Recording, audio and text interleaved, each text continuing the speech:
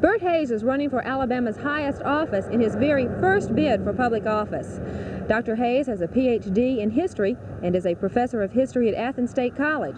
The 46-year-old academic says he feels a need to become involved in the thick of things, and he says his main goal as governor will be 100% productivity and an end to waste in government.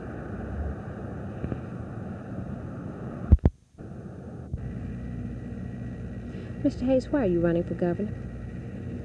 I've been in college teaching for about 15 years, and history is my craft. I believe, a very good knowledge of the past, and it's helping me see some things that are coming up in Alabama. And I thought I would just enlarge my classroom and expand my interest to all of Alabama rather than just in the classroom itself. What do you feel the issues are in this campaign? There are a number of issues advanced. To me, there are housekeeping issues like utilities and prisons and education. These issues will always be with us. I'm the 11th of 12 children and from a rural background, and my father used to say there are some things that are before breakfast jobs. We'll go get those done and then come back for the real jobs. And I thought some of those before breakfast jobs were meritorious of lasting all day, but he never did. And so I think the housekeeping issues are very important. I'm going to give a lot of attention to them. But the long-range development planning for Alabama is going to demand most of my attention. How do you feel about Governor Reagan backing one of your opponents? Well, Mr. Reagan did come in on behalf of one of my opponents, and I looked at it rather philosophically at the time. I said, well, my opponent had been in the party for a long time, and perhaps this help was due him. But after all, Mr. Reagan is not going to be governor of Alabama, and I'm really not depending on any outside help or any endorsement, because I feel that I will be governor of Alabama, and I need to learn to stand on my own. The people need to identify me with the state rather than some outside person.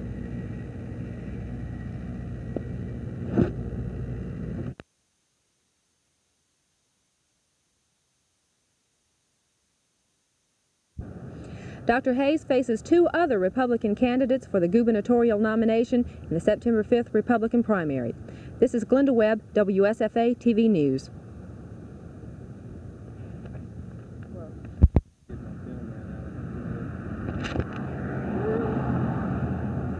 Okay.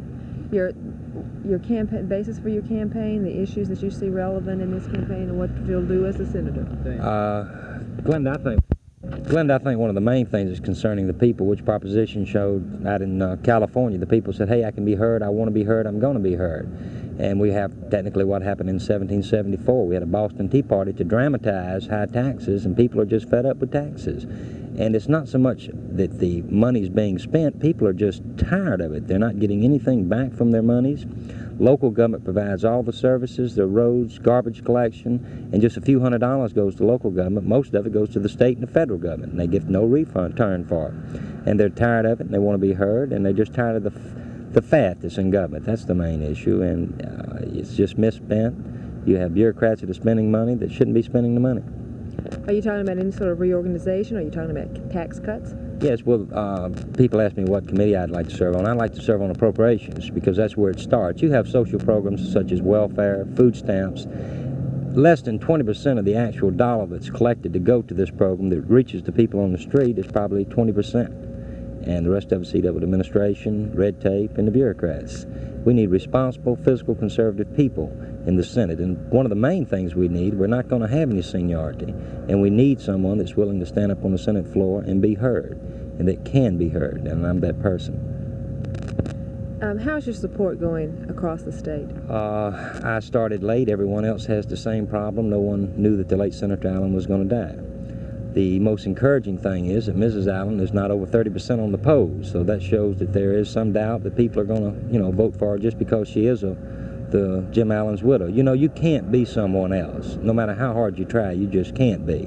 And I think it's really perturbed a lot of people last week when she brought Mr. Mondale down to Alabama to campaign for her, and Mondale himself was the very one that said that he and Jim Allen never agreed on anything. But he's telling the people of the state of Alabama that Miss Allen's going to fit right in. And that sort of scares me. We don't need anyone else up there that fits in. That's just the problem. Everybody just goes up there and fits in, become part of the system.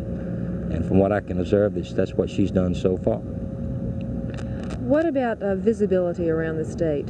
Are the Democrats backing you, or do you find you're having problems of recognition? Of course, we're all having trouble with recognition. I hope to stop that this week. I start a massive media campaign statewide with billboards, radio, and TV. I will not have a name ID problem come September the 5th. I will be recognized, and I will come out of the 1st District of the state of Alabama with a block of votes, a good support, and I feel very comfortable about it. The main reason, the main issue, because she doesn't have it yet, and any incumbent that doesn't have 50% at this stage has got problems. I am going to make a good showing, and I am going to be in a runoff if there is a runoff, and I am going to be your next U.S. Senator.